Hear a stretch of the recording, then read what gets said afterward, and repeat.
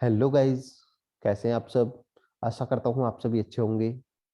Guys, NCERT history notes के इस video में आज हम डिस्कस करेंगे क्लास 10th की हिस्ट्री का चैप्टर सेकंड, भारत में राष्ट्रवाद।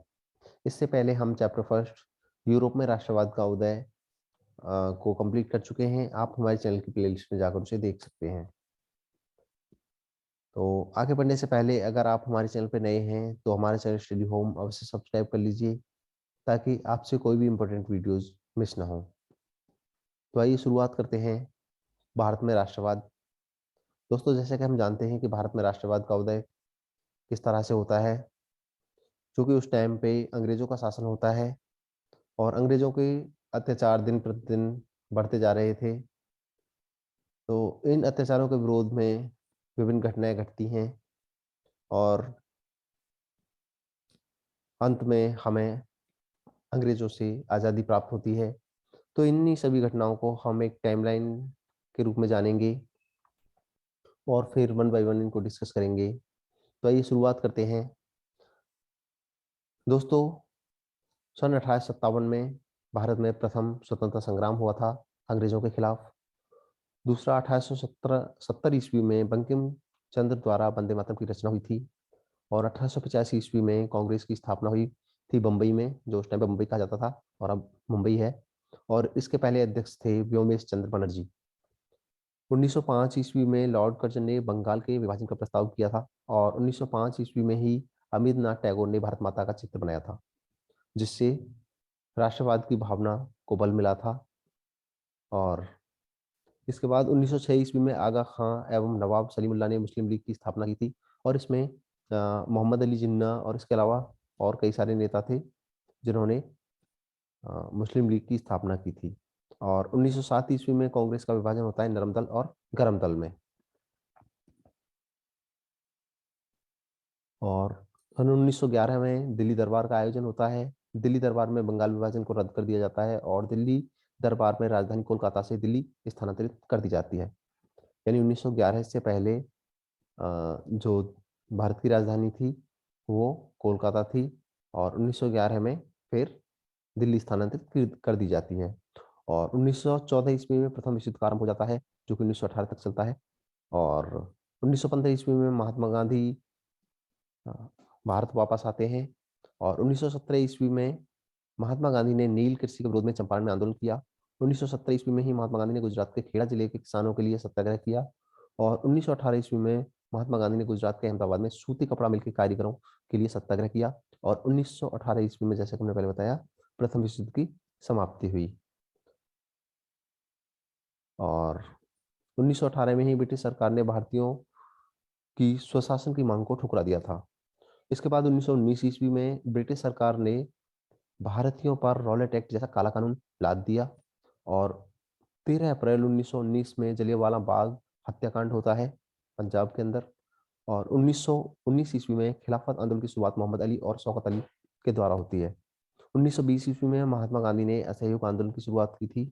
1922 ईस्वी में चौरी चौरा कांड घटना होती है और हिंसक घटना के बाद महात्मा गांधी ने असहयोग आंदोलन को वापस ले लिया था। 9 अगस्त 1925 को काकोरी में क्रांतिकारियों ने अंग्रेजी खजाना ले जा रही ट्रेन को लूटा था। और 1928 ईस्वी में साइमन कमीशन भारत आया और उसका विरोध करते हुए लाला लाजपत राय पर लाठी बरसाई गई, जिसके कारण उनकी मृत्यु हो जाती है। और 8 अप्रैल 1929 को भगत सिंह और बटुकेश्वर दत्त ने असेंबली पर बम फेंका था लाला लाजपत राय की मृत्यु का बदला लेने के लिए। और 12 मार्च 1930 को सॉरी महात्मा गांधी ने साबरमती से दांडी यात्रा आरंभ की थी। और 6 अप्रैल 1930 को दांडी पहुंचकर महात्मा गांधी ने नमक कानून तोड़ा था और सविनय अवज्ञा आंदोलन की शुरुआत की थी। 1930 में डॉक्टर अंबेडकर ने अनुसूचित जातियों को दलित वर्ग एसोसिएशन में संगठित किया। और 23 मार्च 1931 को भगत सिंह, सुखदेव और राजगुरु को फांसी दी गई थी। दोस्तों, ये डेट याद रखने योग्य है।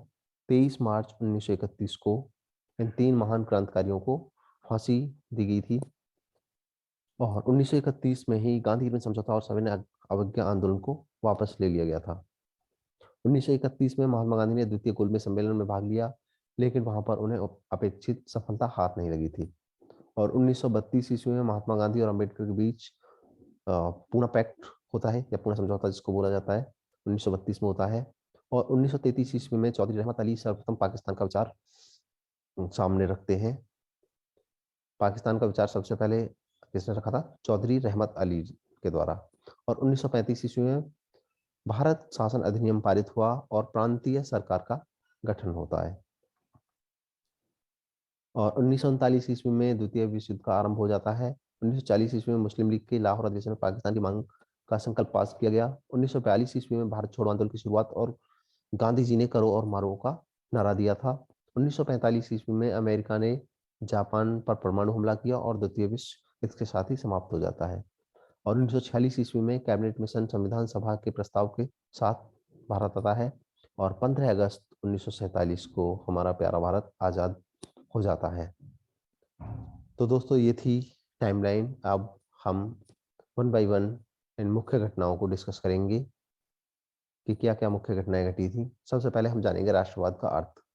दोस्तों राष्ट्रवाद का अर्थ क्या होता है? अपने राष्ट्र के प्रति प्रेम की भावना, एकता की भावना और एक समान चेतना राष्ट्रवाद कहलाती है।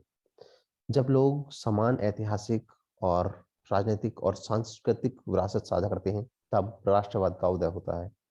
और कई बार लोग विभिन्न भाषाई समूह के हो सकते हैं, जैसे कि भारत में है विभिन्न भाषाएं बोलने वाले लोग, लेकिन राष्ट्र का के प्रति प्रेम उनको एक सूत्र में बांधे रखता है। तो इस तरह से राष्ट्रवाद का अर्थ क्लियर हो जाता है। इसके बाद आते हैं राष्ट्रवाद को जन्म देने वाले कारक। कौन कौन सी चीजें हैं जो राष्ट्रवाद को जन्म देती हैं? दोस्तों यूरोप में राष्ट्रवाद का उदय कैसे हुआ था? राष्ट्रीय राज्यों के उदय से जुड़ा हुआ था, क्योंकि वहां पे जो शासन व्यवस्था थी ज्यादातर राजतंत्र था, राजा निरंकुश हुआ करता था और प्रजा के हितों की अनदेखी किया करता था।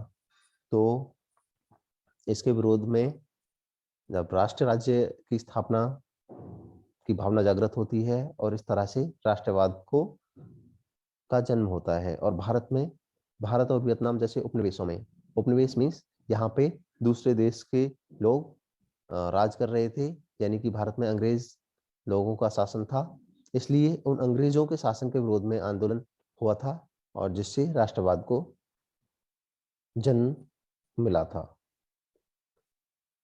तो भारत में राष्ट्रवाद को पनपने, भावना को पनपने का के कारक क्या क्या थे जान लेते हैं। साहित्य, लोक कथाएं, गीतों और चित्रों के माध्यम से राष्ट्रवाद का प्रसार किया गया था। लोगों को जागरूक किया गया था अंग्रेजों के शासन के खिलाफ और भारत माता की छवि बनाई गई थी और जिसके थ्रू जागृत किया गया था लोगों को। और लोक कथाओं द्वारा राष्ट्रीय पहचान बताई गई थी और चिन्हों और प्रतीकों के प्रति जागरूकता, जैसे झंडा, ट्राई कलर का झंडा बनाया गया था और इसके अलावा इतिहास की पुनर्व्याख्या की गई थी। इस तरह से भारत में राष्ट्रवाद की भावना जागृत हुई। अब जान लेते हैं चित्र और प्रतीक।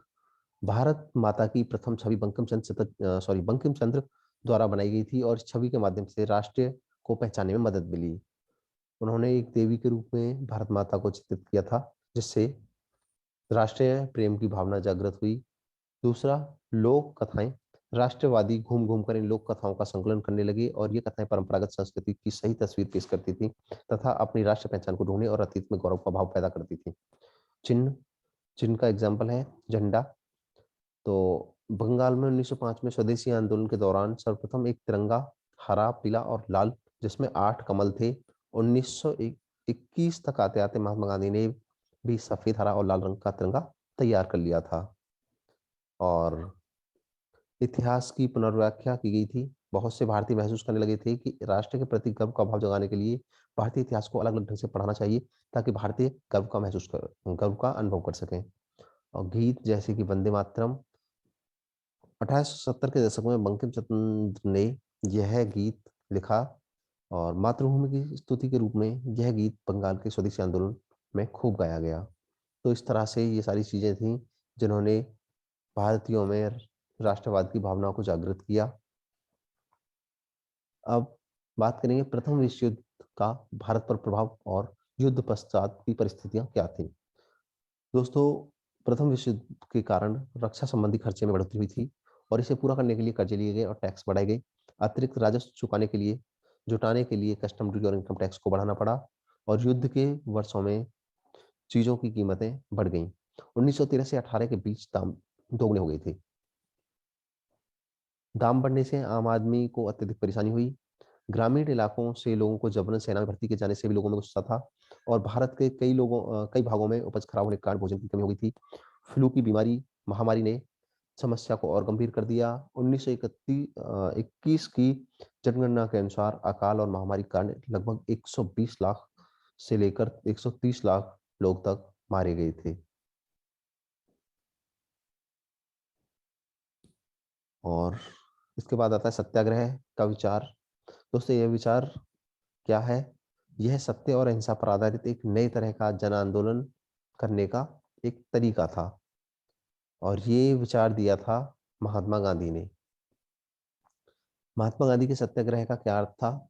गांधी जी का यह मानना था कि यदि कोई सही मकसद के लिए लड़ रहा हो तो उसे अपने ऊपर अत्याचार करने वाले से लड़ने के लिए ताकत की जरूरत नहीं होती।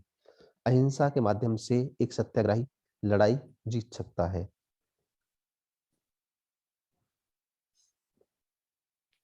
और इसके बाद बात करेंगे महात्मा गांधी द्वारा भारत में किए गए सत्याग्रह। जितने भी सारे आंदोलन किए गए हैं उनके बारे में वन बाय वन हम डिस्कस करेंगे। दोस्तों, महात्मा गांधी 1915 में दक्षिण अफ्रीका से भारत वापस लौट कर आए थे। भारत में सबसे पहले चंपारण, जो कि बिहार में पड़ता है, 1917 में दमनकारी बागान व्यवस्था के खिलाफ नील की खेती करने वाले किसानों को प्रेरित किया उन्होंने।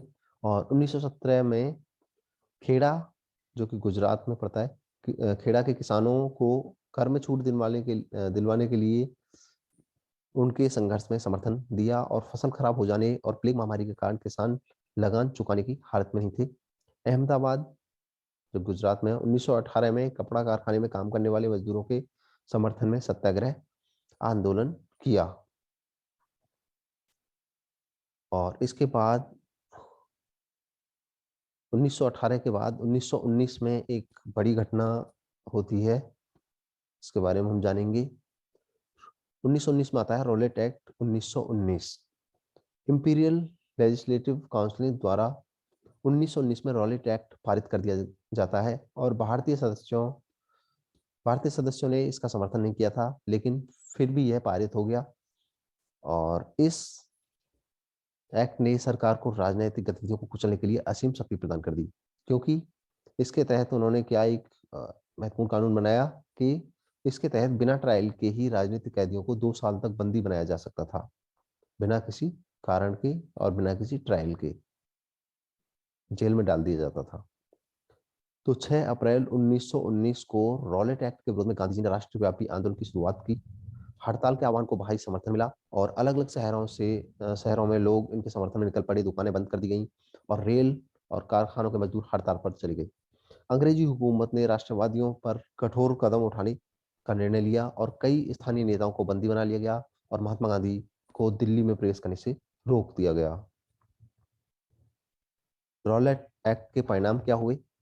6 अप्रैल को 6 अप्रैल 1919 को महात्मा गांधी के नेतृत्व में एक अखिल भारतीय हड़ताल का आयोजन हुआ और विभिन्न शहरों में रैली और जुलूस हुई। रेलवे वर्कशॉप में कामगारों की हड़ताल हुई, दुकानें बंद हो गई, जैसे कि हमने पहले डिस्कस करा। और स्थानीय नेताओं को हिरासत में ले लिया गया। बैंकों, कारखानों और रेलवे स्टेशन पर हमले हुए। और इसी के परिणाम स्वरूप होता है जलियांवाला बाग हत्याकांड, जो कि हुआ था 10 अप्रैल 1919 को। अमृतसर में पुलिस ने शांतिपूर्ण प्रदर्शनकारियों पर गोली चलाई और इसके कारण लोगों ने जगह जगह पर सरकारी संस्थानों पर आक्रमण किए। अमृतसर में मार्शल लॉ लागू हो गया और इसकी कमान जनरल डायर के हाथों में सौंप दी गई। और जलियांवाला बाग का दुखद नरसंहार 13 अप्रैल को उस दिन हुआ जिस दिन पंजाब में बैसाखी मनाई जा रही थी। जलियांवाला बाग का हत्याकांड किस तारीख को हुआ था? 13 अप्रैल 1919 को। उस दिन पंजाब में बैसाखी मनाई जा रही थी और ग्रामीणों का एक जत्था जलियांवाला बाग में लगे एक मेले में शरीक होने आया था। यह बाग चारों तरफ से बंद था और निकलने के लिए संकरे रास्ते थे। जनरल डायर ने निकलने के रास्ते बंद करवा दिए और भीड़ पर गोली चलवा दी। इस दुर्घटना में सैकड़ों लोग मारे गए और सरकार का रवैया बड़ा ही क्रूर था। इससे चारों तरफ हिंसा फैल गई और महात्मा गांधी ने आंदोलन को वापस ले लिया, क्योंकि वो हिंसा नहीं चाहते थे।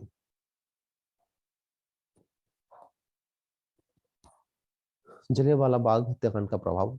भारत के बहुत सारे शहरों में लोग सड़कों पर उतर आए, हड़तालें होने लगी, लोग पुलिस से मोर्चा लेने लगे और सरकारी इमारतों पर हमला करने लगे। सरकार ने निर्ममतापूर्ण रवैया अपनाया और लोगों को अपमानित और आतंकित किया। सत्याग्रहियों को जमीन पर नाक रगड़ने के लिए, सड़क पर घिसकर चलने के लिए और सारे साहिबों यानी अंग्रेजों को सलाम करने के लिए मजबूर किया गया और लोगों को कोड़े मारे गए और गुजरांवाला जो कि पंजाब में है के गांवों पर बम बरसाए गए। अब इसके बाद आता है खिलाफत का मुद्दा। दोस्तों, खिलाफत शब्द खलीफा से निकला हुआ है, जो ओटोमन तुर्की का सम्राट होने के साथ साथ इस्लामिक विश्व का आध्यात्मिक नेता भी था। प्रथम विश्व युद्ध में तुर्की की हार हुई थी और यह अफवाह फैल गई थी कि तुर्की पर एक अपमानजनक संधि सौंपी थोपी जाएगी। तो इसलिए खलीफा की तात्कालिक शक्तियों की रक्षा के लिए मार्च 1919 में अली बंधुओं द्वारा बंबई में एक खिलाफत समिति का गठन किया गया और महात्मा गांधी ने इस खिलाफत के मुद्दे को क्यों उठाया, खिलाफत को क्यों सपोर्ट किया? क्योंकि रॉलेट सत्याग्रह की सफलता के बाद से ही महात्मा गांधी पूरे भारत में और भी ज्यादा जनाधार वाला आंदोलन खड़ा करना चाहते थे। उन्हें विश्वास था कि बिना हिंदू और मुस्लिम को एक दूसरे के समीप लाए कोई भी अखिल भारतीय आंदोलन खड़ा नहीं किया जा सकता। इसलिए उन्होंने खिलाफत का मुद्दा उठाया था, उसको सपोर्ट किया था। इसके बाद बात आती है हिंद स्वराज की। हिंद स्वराज क्या है? दोस्तों, हिंद स्वराज महात्मा गांधी द्वारा लिखित एक प्रसिद्ध पुस्तक है जिसमें भारत में ब्रिटिश शासन के असहयोग पर जोर दिया गया था। अब आता है असहयोग आंदोलन। अपनी प्रसिद्ध पुस्तक स्वराज जो कि 1909 में लिखी गई थी में महात्मा गांधी ने लिखा कि भारत में अंग्रेजी राज इसलिए स्थापित हो गया क्योंकि भारतीयों ने उनके साथ सहयोग किया और उसी सहयोग के कारण अंग्रेज हुकूमत करते रहे। यदि भारतीय सहयोग करना बंद कर दें तो अंग्रेजी राज 1 साल के अंदर चरमरा जाएगा और स्वराज आ जाएगा। गांधी जी को विश्वास था कि यदि भारतीय लोग सहयोग करना बंद करने लगे तो अंग्रेजों के पास भारत को छोड़कर चले जाने के अलावा और कोई दूसरा रास्ता नहीं बचेगा या चारा नहीं बचेगा। तो असहयोग आंदोलन क्यों शुरू हुआ, इसके कारण क्या है? प्रथम महायुद्ध की समाप्ति पर अंग्रेजों द्वारा भारतीय जनता का शोषण किया गया, टैक्स वगैरह बढ़ा दिए गए, इतनी ज्यादा महंगाई हो गई कि आम जनता बहुत त्राही त्राही करने लगी और अंग्रेजों द्वारा स्वराज प्रदान करने से मौका मना कर दिया गया। रॉलेट एक्ट पारित कर दिया गया, जलियांवाला बाग हत्याकांड हो गया और कलकत्ता अधिवेशन में 1920 में कांग्रेस द्वारा असहयोग आंदोलन का प्रस्ताव बहुमत से पारित किया गया। इस तरह से असहयोग आंदोलन शुरू होता है। असहयोग आंदोलन के कुछ प्रस्ताव क्या क्या थे? अंग्रेजी सरकार द्वारा प्रदान की गई उपाधियों को वापस करना और सिविल सर्विस, सेना, पुलिस, कोर्ट, लेजिस्लेटिव काउंसिल और स्कूलों का बहिष्कार करना, विदेशी वस्तुओं का बहिष्कार करना और यदि सरकार अपनी दमनकारी नीतियों से बाज ना आए तो संपूर्ण अवज्ञा आंदोलन शुरू करना। अवज्ञा का मतलब होता है दोस्तों आज्ञा ना मानना, यानी अंग्रेजों की आज्ञा नहीं माननी है और उनके खिलाफ काम करना है। तो असहयोग आंदोलन से संबंधित कांग्रेसी अधिवेशन क्या क्या हुए थे? सितंबर 1920 में असहयोग आंदोलन पर स्वीकृति अन्य नेताओं के द्वारा मिली थी और दिसंबर 1920 में स्वीकृति पर मोहर और इसकी शुरुआत पर सहमति। तो आंदोलन के भीतर अलग अलग धाराएं क्या क्या थी, अलग अलग सोच क्या क्या थी लोगों की। असहयोग और खिलाफत आंदोलन की शुरुआत 1920 में हुई थी। विभिन्न सामाजिक समूहों ने आंदोलन में हिस्सा लिया, परंतु प्रत्येक वर्ग की अपनी अपनी आकांक्षाएं थीं, अपनी अपनी उम्मीदें थीं। सभी के लिए स्वराज का अर्थ भिन्न था। प्रत्येक सामाजिक समूह ने आंदोलन में भाग लेते हुए स्वराज का मतलब एक ऐसा युग समझा जिसमें उनके सभी कष्ट और सारी मुसीबतें खत्म हो जाएंगी। शहरों में असहयोग आंदोलन धीमा रहा। उसका कारण क्या था? मिल के कपड़े की तुलना में खादी का कपड़ा अधिक महंगा था और गरीब लोग इसे खरीद नहीं सकते थे। परिणाम स्वरूप वे बहुत लंबे समय तक मिल के कपड़े का बहिष्कार नहीं कर सके और वापस उनको मिल के कपड़े को खरीदना पड़ा। और वैकल्पिक भारतीय संस्थान वहां नहीं थे जिनका इस्तेमाल अंग्रेजों की जगह किया जा सकता था, यानी पूरी तरह से अंग्रेजों पर डिपेंड थे। और इसलिए छात्रों और शिक्षकों ने सरकारी स्कूलों में वापस आना शुरू कर दिया और वकील सरकारी अदालतों में काम में जुड़ गए। यानी ज्यादा दिन तक वो अंग्रेजी चीजों का बहिष्कार नहीं कर सके। असहयोग आंदोलन की समाप्ति। फरवरी 1922 में महात्मा गांधी ने आंदोलन वापस ले लिया क्योंकि चौरी चौरा में हिंसक घटना हो गई थी। आगे हम चौरी चौरा की घटना को जानेंगे। चौरी चौरा की घटना क्या थी? फरवरी 1922 में गांधी जी ने नो टैक्स आंदोलन शुरू करने का फैसला किया। बिना किसी उकसावे के प्रदर्शन में भाग ले रहे लोगों पर पुलिस ने गोलियां चला दी और लोग अपने गुस्से में हिंसक हो गए और पुलिस स्टेशन पर हमला कर दिया और उसमें आग लगा दी। यह घटना उत्तर प्रदेश के चौरी चौरा में हुई थी, इसलिए इसको चौरी चौरा घटना कहते हैं हम। और इसलिए ये आंदोलन वापस ले लिया गया था, असहयोग आंदोलन। और फिर इसके बाद बड़ा आंदोलन होता है सविनय अवज्ञा आंदोलन। इसकी शुरुआत किस तरह से होती है देखते हैं। 1921 के अंत तक आते आते कई जगहों पर आंदोलन हिंसक होने लगा था और 1922 में गांधी जी ने असहयोग आंदोलन को वापस लेने का निर्णय लिया था। ये बात थी असहयोग आंदोलन की। और कांग्रेस के कुछ नेता भी जन आंदोलन से थक गए थे और राज्यों के काउंसिल के चुनावों में हिस्सा लेना चाहते थे। राज्य के काउंसिल का गठन गवर्नमेंट ऑफ इंडिया एक्ट 1919 के तहत हुआ था। कई नेताओं का मानना था कि सिस्टम का भाग बनकर अंग्रेजी नीतियों का विरोध करना भी महत्वपूर्ण है। तो प्रांतीय परिषद चुनाव में हिस्सा लेने को लेकर कांग्रेस के नेताओं में आपसी मतभेद हुआ और CR दास और मोतीलाल नेहरू द्वारा स्वराज पार्टी का गठन किया गया ताकि प्रांतीय परिषद के चुनाव में हिस्सा ले सकें। और विश्वव्यापी आर्थिक मंदी की वजह से कृषि उत्पाद की कीमतों में भारी गिरावटें हुई और ग्रामीण इलाकों में भारी उथल पुथल का माहौल था। इसके बाद 1927 में साइमन कमीशन आता है। 19 नहीं, माफी चाहूंगा, 1928 में आता है साइमन कमीशन भारत। 1927 में ब्रिटेन में साइमन कमीशन का गठन हुआ ताकि भारत में संवैधानिक व्यवस्था की कार्यशैली का अध्ययन किया जा सके। और 1928 में साइमन कमीशन के भारत आने पर पूरे भारत में विरोध प्रदर्शन होता है। कांग्रेस ने इस आयोग का विरोध इसलिए किया क्योंकि इसमें एक भी भारतीय शामिल नहीं था। और दिसंबर 1929 में जवाहरलाल नेहरू की अध्यक्षता में कांग्रेस का लाहौर अधिवेशन हुआ था। इसमें पूर्ण स्वराज के संकल्प को पारित किया गया। 26 जनवरी 1930 को स्वाधीनता दिवस घोषित किया गया और लोगों से आह्वान किया गया कि वे संपूर्ण स्वाधीनता के लिए संघर्ष करें। नमक यात्रा और सविनय अवज्ञा आंदोलन की शुरुआत।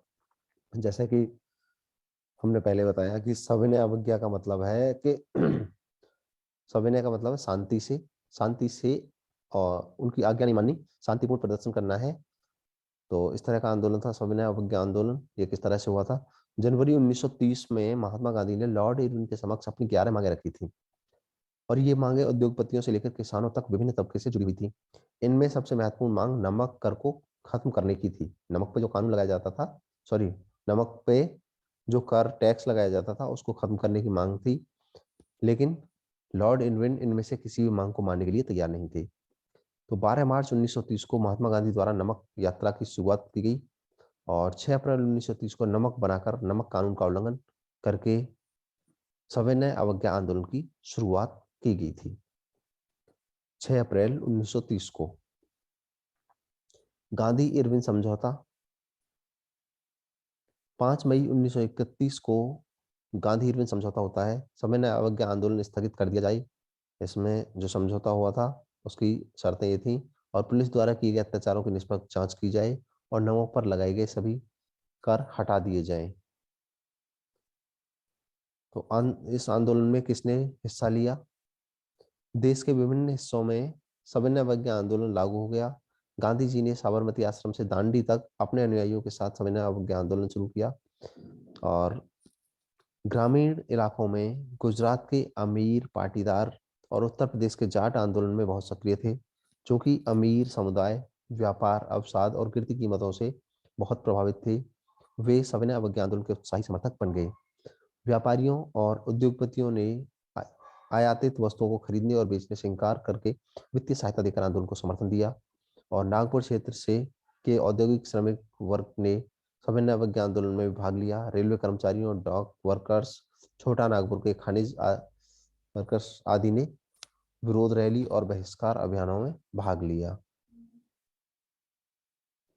सविनय अवज्ञा आंदोलन की मुख्य घटनाएं क्या थी? देश के विभिन्न हिस्से में नमक कानून का उल्लंघन किया गया। नमक पर जो टैक्स लगाया जाता था उसका उल्लंघन किया गया। विदेशी वस्तुओं का बहिष्कार किया गया। शराब की दुकानों पर पिकेटिंग की गई। दोस्तों, पिकेटिंग कहते हैं जब बाहर के लोगों को दुकान में अंदर घुसने से रोका जाए, यानी कि वहाँ पे उनके कस्टमर्स को जाने से रोका गया। और वन कानूनों का उल्लंघन किया गया, जो भी वन कानून बनाए गए थे। और सविनय अवज्ञा आंदोलन के प्रति लोगों और औपनिवेशिक सरकार की प्रतिक्रिया क्या थी? दोस्तों, लोगों ने सरकारी कानूनों को भंग करना शुरू कर दिया था। आंदोलन को दबाने के लिए सरकार ने कठोरता से काम लिया। हजारों जेल गई, गांधी जी को कैद कर लिया गया और अब जनता इसमें बढ़ चढ़कर हिस्सा लेने लगी। सविनय अवज्ञा आंदोलन की विशेषताएं क्या क्या थी? इस बार लोगों को न केवल अंग्रेजों का सहयोग न करने के लिए बल्कि औपनिवेशिक कानूनों का उल्लंघन करने के लिए आह्वान किया जाने लगा। देश के विभिन्न भागों में हजारों लोगों ने नमक कानून तोड़ा और सरकारी नमक कारखानों के सामने प्रदर्शन किए। विदेशी वस्तुओं का बहिष्कार किया जाने लगा। किसानों ने लगान और चौकीदारों ने कर चुकाने से इनकार कर दिया।